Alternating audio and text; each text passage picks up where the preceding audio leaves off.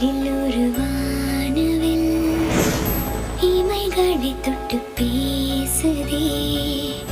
இது என்ன புது வானிலை? மழை வெயில் தரும். உன்னிடம் பார்க்கிறேன், நான் பார்க்கிறேன்.